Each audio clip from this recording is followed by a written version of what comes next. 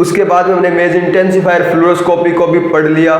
अब हमारी बारी है आज फ्लोरोस्कोपी परफॉर्मेंस के बारे में स्टडी करने की। फ्लोरोस्कोपी परफॉर्मेंस के बारे में बात करते हैं।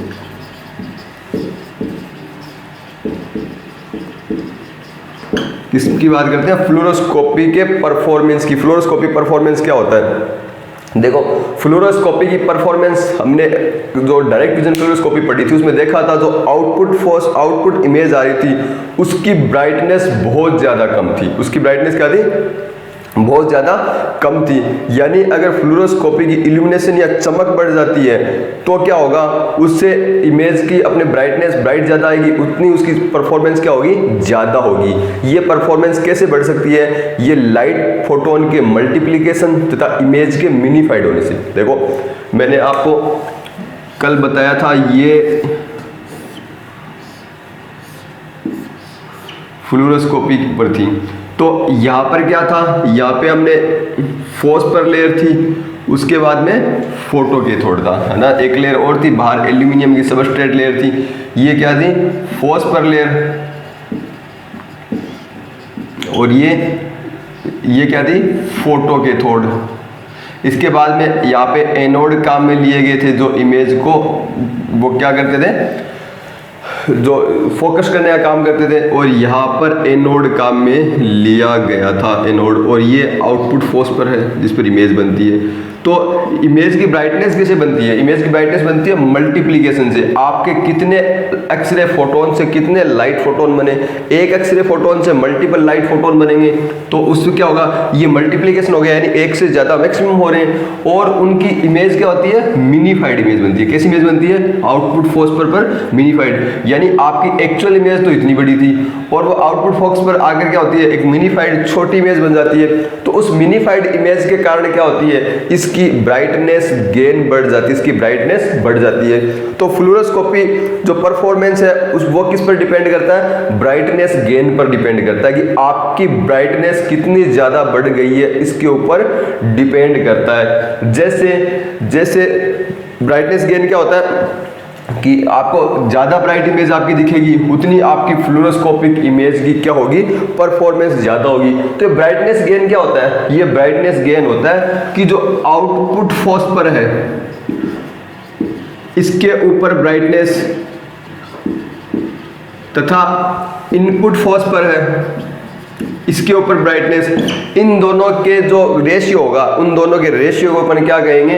ब्राइटनेस गेन कहेंगे। जितना ज़्यादा ब्राइटनेस गेन होगा उतनी ही ज़्यादा आपके जो फ्लोरोस्कोपी इमेजिंग सिस्टम होगा उसकी परफॉर्मेंस ज़्यादा अच्छी होगी। आप आउटपुट फॉस्फर पर ब्राइटनेस निकाल लीजिए, उसके नीचे इनपुट फॉस्फर पर जो ब्राइटनेस थी यहाँ पे बनी है इमेज, उसकी आप ब्राइटनेस का डिवाइड कर दीजिए। जितना ज़्यादा इंप्रूवमेंट होगा ब्राइटनेस में, उतनी ज़्यादा इसमें क्या होगा?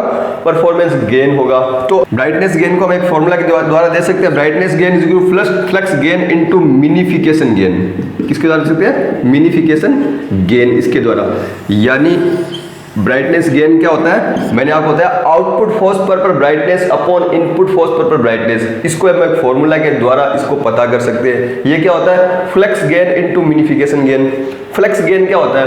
फ्लक्स गेन होता है कि आपकी आउटपुट फॉस्फर के ऊपर आपको जो लाइट फोटोन प्राप्त हो रहे हैं, आउटपुट फोटोन, यहाँ पर आपको क्या होगी? विजिबल इमेज प्राप्त होगी। तो आउटपुट फॉस्फर पर light photon upon input phosphor के ऊपर क्या होगा?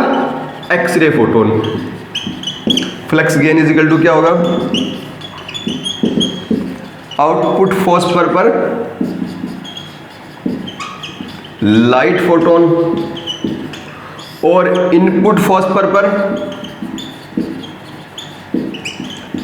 एक्सरे फोटोन के अनुपात को हम क्या कह देंगे? फ्लक्स गेन कह देंगे। इसको हम क्या कहेंगे? आउटपुट पर लाइट फोटोन और इनपुट पर आपको जो ये गेन होगा, इन दोनों के गेन को हम क्या कह देंगे? फ्लक्स गेन कह देंगे। एक होगा मिनिफिकेशन गेन।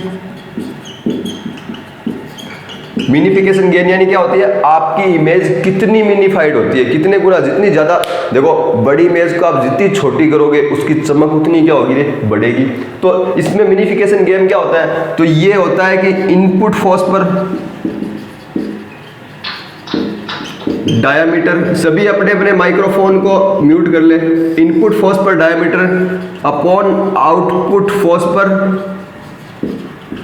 डायामीटर का स्क्वायर मतलब आपका जो आउटपुट, जो आपका इनपुट फोर्स पर है, इस इनपुट फोर्स पर का व्यास या डायमीटर मान लो d1 है और आउटपुट फोर्स पर का व्यास d2 है, तो आपका मिनिफिकेशन गेन क्या हो जाएगा, d1 अपॉन d2 का होल स्क्वायर। क्या हो जाएगा, d1 अपॉन d2 का होल स्क्वायर। अब देखो इनकी वैल्यू क्या होती है, फ्लक्स गेन की वैल्यू लगभग 50 के करीब होती है। कितनी होती है, 50 के करीब होती है। यानी फ्लक्स गेन में आपको 50 गुना तक आपको मल्टीप्लिकेशन जो होता है एक्सरे फोटोन का, वो आपको एक एक्सरे फोटोन से लाइट फोटोन का वो आपको मिल जाता है। क्या मिल जाता है, 50% तक, 50 का मिल जाता है। तो फ्लक्स गेन कितना होता है, 50 हो जाता है। तो फ्लक्स गेन कितना मिलता है हमें, 50 के करीब मिल जाता है। और इसके अलावा मिनिफिकेशन गेन कितना मिलता है, माना कि इनपुट फोर्स पर का डायमीटर था 300 मिलीमीटर और आउटपुट फोर्स पर का डायमीटर है 30 मिलीमीटर, तो आपका मिनिफिकेशन गेन क्या हो जाएगा, 300 अपॉन 30 का होल स्क्वायर। ये कितना हो जाएगा, 10 का स्क्वायर इज इक्वल टू 100। कितना हो गया, 100। तो मिनिफिकेशन गेन कितना हो गया, 100 और फ्लक्स गेन कितना हो गया, 50। तो टोटल ब्राइटनेस गेन क्या हो जाएगा, 50 तो हो गया फ्लक्स गेन और 300 हो गया मिनिफिकेशन गेन, यानी ये हो गया 15,000। ये कितना हो गया, 15,000 ये हो गया। ये कितना था, 50 था, सॉरी ये 100 ही तो है, ये 100 तो ये हो गया 5,000, ये फ्लक्स गेन हो गया। लेकिन ब्राइटनेस गेन को प्रैक्टिकली हम इसको जो मेजर नहीं कर सकते, इसको पता नहीं कर सकते। कैसे, आप इनपुट फोर्स पर एक्सरे फोटोन है, एक्सरे फोटोन को कैसे काउंट करोगे, ऐसी कोई टेक्नोलॉजी नहीं होती जिससे हम फोटोन की संख्या को काउंट कर सके। और आउटपुट फोर्स पर लाइट फोटोन है, उनको मेजर करना हम कर सकते हैं, हो सकता है किसी तरीके से कर ले, लेकिन वो एक इजीली होने वाला प्रोसेस नहीं है। इजीली हम इस चीज को फाइंड आउट नहीं कर सकते कितने लाइट फोटोन निकलेंगे, तो इसको प्राप्त करना इतना ज्यादा आसान नहीं होता। तो इसके लिए एक टर्म काम में ली जाती है जिसे बोलते हैं कन्वर्जन फैक्टर। जिसे क्या कहते हैं, कन्वर्जन फैक्टर। तो जो फ्लोरोस्कोपी मशीन होती है उसकी परफॉर्मेंस कन्वर्जन फैक्टर के द्वारा काम में ली जाती है। किसके द्वारा, कन्वर्जन फैक्टर के द्वारा। कन्वर्जन फैक्टर क्या होता है, जो आपका आउटपुट फोर्स पर होता है, जो आउटपुट फोर्स पर है, इस आउटपुट फोर्स पर ल्यूमिनेंस मतलब कितनी चमक हो रही है, ये किस में मापी जाती है, कैंडेला पर मीटर स्क्वायर में। किस में मापी जाती है, कैंडेला पर मीटर स्क्वायर में। आउटपुट फोर्स पर ल्यूमिनेंस और इनपुट, देखो आउटपुट फोर्स पर आपको लाइट फोटोन मिलेंगे, तो लाइट फोटोन की तो क्या होती है, चमक या ल्यूमिनेंस को मापा जाता है, उसकी यूनिट होती है कैंडेला पर मीटर स्क्वायर। और इनपुट फोर्स पर क्या हो रहा है, पेशेंट से आने वाला एक्सरेज गिर रही है, तो एक्सरेज को किस में मापते हैं अपन, एक्सपोजर रेट में। तो आउटपुट फोर्स पर तो ल्यूमिनेंस और इनपुट फोर्स पर एक्सपोजर रेट, क्या, एक्सरे की एक्सपोजर रेट। इसको किस में मापा जाता है, माइक्रोग्रे पर, इसको मापा जाता है माइक्रोग्रे पर सेकेंड में। तो वास्तव में फ्लूरोस्कोपी जो मशीन होती है उसकी परफॉर्मेंस मापने का ये एक फॉर्मूला होता है। क्या होता है, conversion factor is equal to, क्या होता है, कन्वर्जन फैक्टर होता है जिसको हम ल्यूमिनेंस कैंडेला पर metre square upon exposure rate पे मेजर करते हैं। ये वैल्यू में कहाँ मिलती है, ल्यूमिनेसेंस हमें क्या मिलता है, आउटपुट फोर्स पर मिलता है। आउटपुट फोर्स पर कैसे, जहाँ पे जो लाइट फोटोन निकलते हैं उनकी हम चमक को पता कर लेते हैं। और यहाँ पर क्या होता है, एक्सपोजर रेट क्या किस में मापी जाती है, माइक्रोग्रे पर सेकंड में मापी जाती है। ये दोनों चीज हम मेजर कर सकते हैं। कैसे कर सकते हैं, जहाँ पे आउटपुट फोर्स पर जहाँ पे निकलता है, यहाँ पे हम फोटो मल्टीप्लायर ट्यूब रख दें, जिससे क्या होगा, फोटो मल्टीप्लायर ट्यूब से क्या होगा, या हम आयनाइजेशन चेंबर रख दें, फोटो मल्टीप्लायर ट्यूब नहीं, फोटो कैथोड रख दें, या कोई कैमरा सिस्टम लगा दें जो क्या करेगा, इस निकलने वाली लाइट फोटोन को मेजर कर लेगा। क्या हो गया, फोटो कैथोड से कर सकते पता। और यहाँ पर हम फोटो मल्टीप्लायर ट्यूब से हम क्या कर सकते हैं, रेडिएशन को डिटेक्ट कर सकते हैं, कितनी एक्सपोजर रेट है, जिसके द्वारा कन्वर्जन फैक्टर आसानी से प्राप्त कर सकते हैं। और मैंने आपको अभी बताया था ब्राइटनेस गेन की वैल्यू मैंने बताई थी, ये वैल्यू होती है 5,000 से लगभग 30,000 तक की होती है। और आपका जो कन्वर्जन फैक्टर होता है, ये कन्वर्जन फैक्टर ब्राइटनेस गेन का लगभग 1% होता है, यानी ब्राइटनेस गेन इंटू 0.01। और इसका मतलब आपका कन्वर्जन फैक्टर की रेंज कितनी होगी, जब ब्राइटनेस गेन की रेंज इतनी है तो कन्वर्जन फैक्टर की रेंज कितनी हो जाएगी, 50 से 300 के मध्य इसकी रेंज हो जाएगी, 50 से 300 के मध्य इसकी रेंज हो जाएगी। तो ये था आपका फ्लोरोस्कोपी परफॉर्मेंस के अंदर ब्राइटनेस गेन। इसके साथ ही मैंने आपको ये भी बताया कि फ्लोरोस्कोपी मशीन होती है, उसकी जो परफॉर्मेंस होती है यहाँ पर ब्राइटनेस गेन पर डिपेंड करती है। किस पर डिपेंड करती है, ब्राइटनेस गेन पर। इमेज अब काम के लिए हम जो जैसे हम फ्लोरोस्कोपी इमेजिंग ले रहे हैं, तो एक थिक पार्ट से जैसे ही थिन पार्ट की ओर मशीन आती है तो क्या होगा, जैसे मान लो ये हो गया, यहाँ से अगर शोल्डर की तरफ आएगा तो ये थिन पार्ट है, ये थिक पार्ट है यहाँ पे, तो मशीन जब इस साइड में आएगी तो आपका जो गिवन एक्सपोजर है, जैसे केवी या एमए आपको दिया गया है, वो क्या होगा, यहाँ से ज्यादा एक्सरे ट्रांसमिट हो रहे हैं बॉडी से तो यहाँ पे कम होंगे, तो आपकी इमेज की ब्राइटनेस तुरंत ही चेंज हो जाएगी। हम केवी मशीन पे जैसे यहाँ पे एक्सरेज आपकी आ रही है और इस एक्सरे से आपको एक इमेज प्राप्त हो रही है, तो अगर इमेज की ब्राइटनेस को कंट्रोल करने के लिए हम क्या करते हैं, एमए या केवीपी और या बोथ दोनों को हम अल्टर करके चेंज करके इसकी परफॉर्मेंस, इसकी ब्राइटनेस को हम क्या कर सकते हैं, ये जो ओवरऑल अपीयरेंस होती है, कैसी इमेज दिखाई दे रही है, उसको हम कंट्रोल कर सकते हैं। तो अभी जो कौन सा है, ऑटोमेटिक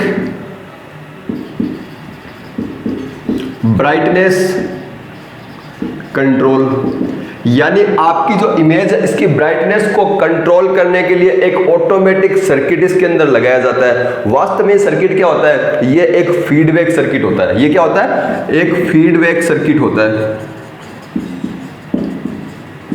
ये फीडबैक सर्किट कैसे काम करता है, ये फीडबैक सर्किट आपकी जो आउटपुट इमेज है, इस इमेज से आपके डाटा लेगा कि आपकी इमेज की ब्राइटनेस कैसी है, और इस ब्राइटनेस के अंदर अगर चेंज आ जाता है, ये कम या ज्यादा होती है, तो इस सिग्नल को सीधा कहां भेजता है, एक्सरे जनरेटर के ऊपर सिग्नल को भेजता है। कहां भेजता है, एक्सरे जनरेटर पर। और एक्सरे जनरेटर क्या करती है, इसके अनुसार अपने एक्सरे एक्सपोजर के अंदर चेंज करती है। जैसे मान लो यहां पर इमेज की ब्राइटनेस कम हो गई, तो वो फीडबैक सर्किट अपना यहां से फीडबैक लेगा कि आपकी इमेज की ब्राइटनेस कम हो गई है, और सिग्नल कहां भेजेगा, जनरेटर को। तो जनरेटर क्या करेगा, या तो एमए बढ़ाएगा या केवी बढ़ाएगा, और या इन दोनों को ही एडजस्ट करके क्या करेगा, इमेज के ब्राइटनेस को अपने आप ही चेंज कर देगा।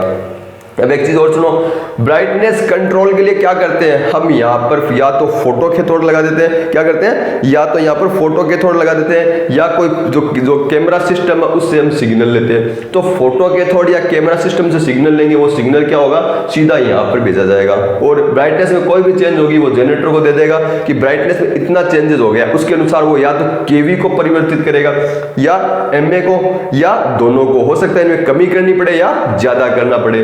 तो इस तरीके से ये इसको करता है। एक चीज और इंपॉर्टेंट है, जो आपकी आउटपुट फॉस्फर पर जो इमेज है, उस इमेज के सेंटर से डाटा लिए जाते हैं। मतलब ऐसे नहीं है कि हमने किनारे से इमेज के डाटा ले लिए, हम सेंटर से डाटा लेते हैं। कहां से लेते हैं, इसके सेंटर से, और इस डाटा से लिए गए डाटा को हम एक्सरे जनरेटर पर भेज देते हैं। जनरेटर क्या करता है, जनरेटर ट्राई करता है, वो सबसे पहले मिली एम्पियर में कंट्रोल करके, मिली एम्पियर को नियंत्रित करके, कंट्रोल करके, इसको कम या ज्यादा करके अपनी इमेज की ब्राइटनेस गेन को बढ़ाए। ध्यान करना, एमए को चेंज करके कर सकता है, केवी को कर सकता है, या दोनों को चेंज करके इमेज की ब्राइटनेस को कंट्रोल कर सकता है। लेकिन सबसे पहले ये सर्किट किसको कंट्रोल करता है, एमए को। जब एमए की रेंज अपनी मैक्सिमम लिमिट तक पहुंच जाती है, उसके बाद ये केवीपी को चेंज करता है। उसके बाद ये क्या करता है, केवीपी को चेंज करता है। तो ये हो गया एक फीडबैक मैकेनिज्म। इसमें ब्राइटनेस को तीन तरह से कंट्रोल किया जा सकता है। कैसे कि एमए को तो चेंज करो और केवीपी को फिक्स कर दो। दूसरा, केवीपी में चेंज करो कब, और साथ में एमए को फिक्स कर दो। और तीसरा क्या होता है, एमए एंड केवीपी बोथ दोनों में आप क्या करो, चेंज करो। तो तीन तरीके होते हैं इस फीडबैक मैकेनिज्म के द्वारा ब्राइटनेस कंट्रोल करने के। सबसे पहला, एमए को आप चेंज करो और केवीपी को फिक्स कर दो। एमए में केवीपी में चेंज करो, एमए को फिक्स कर दो, और दोनों में आप चेंज करो। तो ये आपका ऑटोमेटिक ब्राइटनेस कंट्रोल का एक फीचर हो गया, इसके अंदर ये फीचर हो गया। तो ये आज की जो फ्लोरोस्कोपी परफॉर्मेंस की क्लास है, कंप्लीट है चैप्टर। इसमें ब्राइटनेस गेन के और आपका ऑटोमेटिक ब्राइटनेस कंट्रोल के ये क्वेश्चन पूछा जाता है कि ऑटोमेटिक ब्राइटनेस कंट्रोल किया जाता है। पहला option fix MA KVP changing, fix KVP MA changing, both changing, और चौथा ऑप्शन देते हैं नन ऑफ दीज। तो आप क्या करोगे, ऑल ऑफ दीज। तो आप क्या करोगे, ऑल ऑफ दीज, ये सारे करोगे। एक चीज और, मैं आपको YouTube पर वीडियो अपलोड होगा तो उस वीडियो के अंदर आपको पहले एक क्वेश्चन मिलेगा, उस क्वेश्चन का आपको लास्ट में या कमेंट बॉक्स में उसको आंसर देना होगा ताकि कंपटीशन एग्जाम की भी आप तैयारी कर पाओ। तो ये हो गया आज का ऑटोमेटिक ब्राइटनेस कंट्रोल। थोड़ा सा प्रॉब्लम आया होगा आप सबको, थोड़ा सा इशू रहा होगा क्योंकि अचानक से पता नहीं नेट का कैसे इशू चला गया, लेकिन ये क्लास आपको रिकॉर्डेड क्लास मिल जाएगी। और इस क्लास के जो रिटर्न नोट्स है उसके लिए मुझे हाथ से लिखे हुए भेजने की जरूरत नहीं है, मैं आपको वेबसाइट का लिंक भेज दूंगा, आप उसकी कॉपी निकाल लेना। सेम ऐसे कैसे नोट्स पढ़े हैं और उस पर जितना मैटर है सफिशिएंट है वो कंपटीशन एग्जाम की तैयारी के लिए, ठीक है। तो किसी को कुछ पूछना है मेरे को?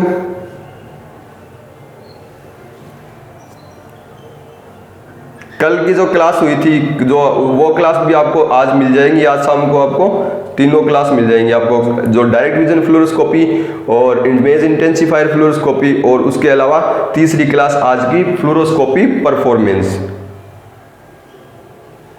ठीक है, फिर बाय।